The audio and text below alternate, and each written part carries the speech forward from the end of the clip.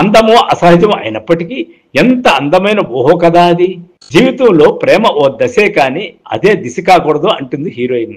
ఆ అమ్మాయి చాలా అందంగా ఉంటుంది, మంచి కరాటే ఫైటరు, ఊటీలోనే ఓ కరాటే డోజో కూడా నిర్వహిస్తుంటుంది. అంతేనా అంటే ఇంకా చాలా ఉందనుకోండి. ఆమె ఒక మంచి రచయిత్రి, ఇంగ్లీష్లో రాస్తుంటుంది, ఫోర్బ్స్ మ్యాగజైన్ కవర్ పేజీ మీద చోటు దక్కించుకున్న కార్పొరేట్ బిజినెస్ టైకూన్ అయిన ఓ పెద్ద ఆయన ఈమె అభిమాని. చూడండి, ఇలాంటి క్యారెక్టర్స్, వారికి అభిమానులు, ఇలాంటి విచిత్రమైనటువంటి విషయాలు సీన్లుగా మలుచుకోవడం ఒక ఆశ్చర్యం కదా.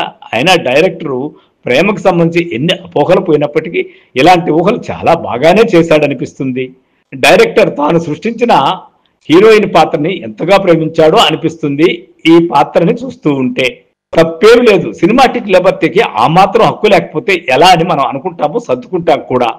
ఈ సినిమాలో 3 ప్రేమ కథలు ఉంటాయి. సామాన్యంగా పెద్దలు కులము, మతము, వర్గము, పరువు వంటి విషయాల వల్ల పిల్లల ప్రేమల్ని తిరస్కరిస్తూ ఉంటారు. కానీ ఇక్కడ విశేషం ఏమంటే పిల్లలు పెద్దలకున్న ఆ సంకుచిత స్వభావం మీద తిరుగుబాటు చేస్తుంటారు.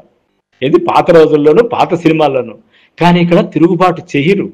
అనేక సినిమాల్లో చూపించే ప్రేమ కథల్లో లాగా పెద్దల ఛాందస భావాల మీద యువతరం తిరుగుబాటు చేయడం కూడా చేయదు.